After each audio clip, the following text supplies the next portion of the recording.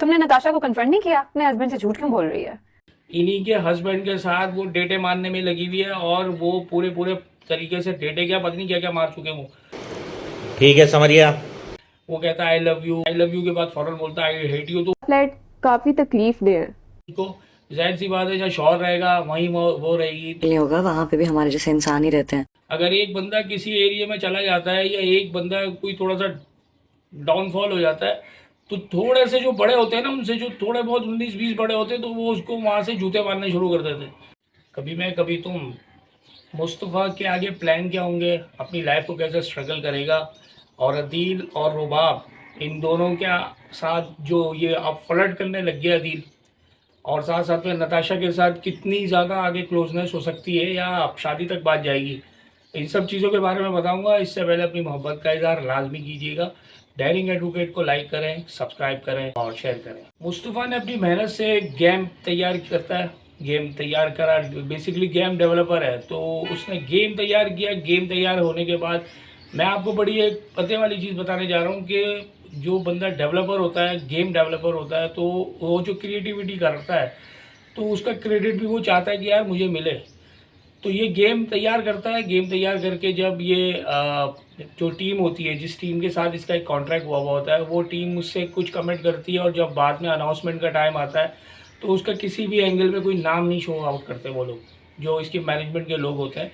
वो ये कहते हैं कि ये जो मैनेजमेंट का है, कोई जोसेफ के नाम से कोई बंदा है, तो वो जो अंग्रेज से बात कर रहा होता है, वो देखता है कि ऑडियंस के सामने इसने मेरा नाम ही नहीं लिया, क्रिएटिविटी करके इसको साइड में लाइन कर दिया, तो उसको बहुत दुख पहुंचता है। वो कहता है यार आज के बाद मैं गेम की साइड जाऊंगा नहीं, जॉब करना शुरू कर देता है। और जॉब बेचारा कुछ 35,000 रुपये की कोई जॉब होती है जिस पर वो डिपेंडेंट हो जाता है। कहता है कि यार मैं ये सारे काम छोड़ दूंगा। अब सवाल ये आता है कि यार देखो, अगर कोई भी बंदा क्रिएटर है, तो वो चाहता है कि यार ये मेरी स्किल्स है, मैं अपनी स्किल्स के साथ साथ मेरा नाम भी कुछ हो, क्योंकि लोगों के सामने लाजमी सी बात है कि उसको, लोगों को पता होना चाहिए कि यार एक क्रिएटर जो होता है ना, वो अपने क्रेडिट लेना चाहता है, एक रेस्पेक्ट के हवाले से, एक उसका एक मोटिव होता है, उस मोटिव को रखते हुए वो आगे चलना पसंद करता है। शजीला इसको फिर भी इसको मोटिवेट करती है कि यार तुम छोड़ दो इन चीज़ों को, इसके अपने आप को इतना ज़्यादा डिसार्ड ना करो। लेकिन ये फिर भी कहता है नहीं, मैं अब छोड़ दूंगा। जाहिर है वो इस वक्त उसको जो ताने भी मिल रहे हैं काफ़ी जगहों से, मोहल्ले वाले भी ताने देना शुरू कर दिया मोहल्ले वालों ने कि यार शौहर काम नहीं करता, बीवी जो है वो नौकरी कर रही है और ये बैठा हुआ है। तो इस तरीके से वो बेचारा थोड़ा सा डिसहार्ट भी हुआ हुआ इस हवाले से। तो अब वो ये जा रहा होता है, इस प्लान के हवाले से ये काम कर रहा होता है, जॉब वगैरह तलाश कर लेता है। अब आ जाए दूसरी चीज़ के, शजीला है वो प्रेग्नेंट भी हो गई है, और अब उसको एक गुड न्यूज़ उसने दी, अपने घर वालों को भी दी, अपने हस्बैंड को भी दी। जो मुस्तफ़ा है, मुस्तफ़ा अब थोड़ा सा अब सोच रहे हैं कि यार अब जिम्मेदारी वाला मामला आ गया है, अब जिम्मेदारी वाली चीज़ आ गई है, अब मुझे जो है जिम्मेदारी निभानी है, आगे बच्चा भी होने वाला है आगे। तो इसके ऊपर काफ़ी ज़्यादा टेंशन है, बहुत ज़्यादा टेंशन में बेचारा कह रहा है कि यार मैं करूँ तो क्या करूँ। इस तरीके से उसके साथ कोई फ्यूचर उसको नज़र नहीं आ रहा, उसके साथ जो उसकी जो स्किल्स थी उसमें भी उसको कोई फ्यूचर नहीं दिख रहा। तो वो बहुत ज़्यादा टेंशन में आ गया, बहुत ज़्यादा स्ट्रेस में आ गया इस वक्त। तो इसकी वजह से थोड़ा बहुत हो सकता है घर के अंदर मियाँ बीवी में आपस में भी हो सकता है थोड़ा सा ट्रबल हो, जाहिर है चिक चिक हो सकती है। खैर अब इनके वालिद साहब को भी पता चल गया शजीला के, वो भी बड़े खुश हैं, पूरी फैमिली बड़ी खुश है। साथ साथ में दूसरा केस चल रहा है अदील और नताशा का। अब नताशा का एक राज खुल गया कि भाई ये जो है डेटे मार रही है, ये कहाँ गायब है। इनके एक दोस्त होते हैं, वो उनको कॉल करते हैं बैठ के कि भाई आप आपस में डिस्कशन चल रही होती है, तो कुछ चीज़ें पकड़ लेता है इसका एक दोस्त जो होता है नताशा का। तो नताशा का दोस्त जो है वो फ़ोन करता है रुबाब को कॉल करके बोलता है कि भाई ये ज़रा मामला जिसके हमें समझ में नहीं आ रहे, दाल में कुछ काला है, तो ये किसके साथ क्या कर रही है, कहाँ जा रही है, अपने शौहर को बिल्कुल भी कुछ नहीं बता रही। तो ये सारी चीज़ें जब वो सुनता है, रुबाब सुनती है, तो कहती है यार ये बात मेरी भी समझ में आया। इनको क्या पता कि इन्हीं के हस्बैंड के साथ लगी हुई है, वो इन्हीं के हस्बैंड के साथ वो डेटे मारने में लगी हुई है, और वो पूरे पूरे तरीके से डेटे क्या पता नहीं क्या क्या मार चुके हैं वो। अब वो साथ साथ में उनको पता ही नहीं, रुबाब को वो फ़ोन करके कहती है, अब आदिल से बात करती है कि कैसे हैं आप, ठीक हैं।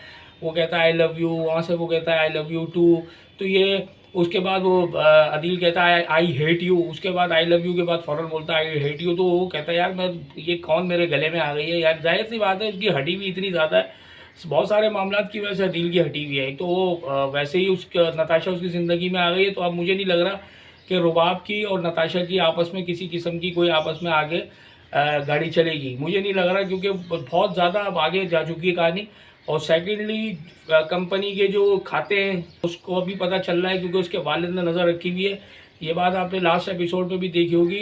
रुबाब के जो वालिद हैं वो कॉल करके अकाउंटेंट से बोलते हैं कि भाई ज़रा नज़र रखना इसके ऊपर। तो शक तो हो गया उनको, और ये मामला ज़रा अब ख़राब होने जा रहे हैं। अब ये इसके साथ बहुत बड़ा मामला भी हो सकता है अदील के साथ, क्योंकि अदील इस वक्त जॉब कर रहा है वहाँ, और अगर पकड़ा जाता है तो बड़े मसले हैं।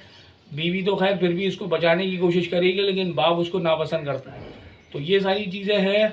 इसके साथ साथ अब इसकी फैमिली में भी सारी कहानियाँ चल रही हैं। देख लीजिएगा, ये मेरी एक प्रेडिक्शन है, ये घूम फिर के वहीं आएगा। अदील की और रुबाब की गाड़ी आगे नहीं चलेगी, ये वापस वहीं आएंगे। और इसके बाद जितना भी इसने पैसा अपना बनाया है 2 नंबर तरीके से या उसको चीट करके, वो सारा का सारा पैसा इससे निकलवाएंगे।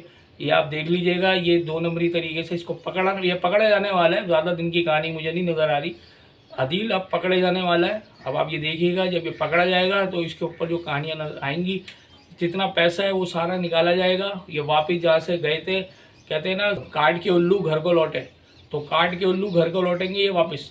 तो ये बहुत जल्द होने वाला है। और मुस्तफ़ा वहाँ बैठ के ये सारी चीज़ें देखेगा और हंसेगा। ड्रामा बड़ा अच्छा चल रहा है, बड़ी ज़बरदस्त एपिसोड चल रही हैं इसकी। इसमें अब बड़ी इंटरेस्टिंग चीज़ें दिखा रहे हैं। दोबारा हम आते हैं मुस्तफ़ा के मामले में। मुस्तफ़ा का अब जो चलने वाला है मामला, अब वो पिता बनने वाले हैं, बाप बनने वाले हैं, तो ये सारी चीज़ें उसके ऊपर आ गई है। और वालिद साहब फिर आके कोई ना कोई बात करके जाएंगे ज़रूर। शजीना होती है उसको कॉल करके, उसकी बहन कह रही होती है तुम्हारा फ्लैट कंफर्टेबल नहीं है, ये वो, तो बड़ा अच्छा जवाब देती है। मुझे बड़ा अच्छा लगा। शजीला जो है वो कहती है कि यहाँ लोग नहीं रह रहे, यहाँ लोगों के बच्चे नहीं हैं, यहाँ लोगों की फैमिलियाँ नहीं रह रही। तो ये बड़ा अच्छा एक जवाब दिया उसने उसको। ज़ाहिर सी बात है, जहाँ शौहर रहेगा वहीं वो रहेगी। तो ये सारी बातें हैं। एक तो हमारे मुआशरे के अंदर ये चीज़ें बड़ी काउंट होती है। अगर एक बंदा किसी एरिया में चला जाता है, या एक बंदा कोई थोड़ा सा डाउनफॉल हो जाता है, तो थोड़े से जो बड़े होते हैं ना, उनसे जो थोड़े बहुत 19-20 बड़े होते हैं, तो वो उसको वहाँ से जूते मारने शुरू कर देते हैं। हमारे मुआशरे में ये बड़ी एक अजीब सी बात है, जो मैंने अक्सर लोगों में देखी है, बहुत जगह में मैंने देखी है, कि यार अगर एक बंदे पे बैड पेज आ गया, तो ना कि ये उसकी जो प्रॉब्लम को देख करके लोग उसको मोटिवेट करना चाहिए, उसको ज़्यादा से ज़्यादा उसको मोटिवेट करें, ना कि उसको डिग्रेड करें। तो यहाँ पर तो डिग्रेड ज़्यादा कर रहे होते हैं लोग, और ख़ुद का उनका कोई बैकग्राउंड इतना ज़्यादा स्ट्रॉन्ग नहीं होता। वो खुद इतने ज़्यादा डाउनफॉल होते हैं कि अल्लाह माफ़ करे, अगर उनके आप हालात देंगे तो खुद को हंसी आएगी कि यार ये खा भी क्या रहे हैं। तो ये सारी चीज़ें बड़ी काउंट करती हैं। और इसमें ड्रामे में ये एक चीज़ एक्सपोजर दिखा दिया इस चीज़ का, कि यार देखो, अगर ये चीज़ें भी आपके सामने आती हैं, मुआशरे के अंदर ये चीज़ें भी आती हैं, एक बार मैसेज इन्होंने दिया है। ड्रामा बहुत अच्छा चल रहा है, बड़ा इंटरेस्टिंग एपिसोड आ रही है इसकी। इसके साथ साथ अपनी मोहब्बत का इज़हार लाजमी कीजिएगा। डेयरिंग एडवोकेट को लाइक करें, सब्सक्राइब करें और शेयर करें। Thank you.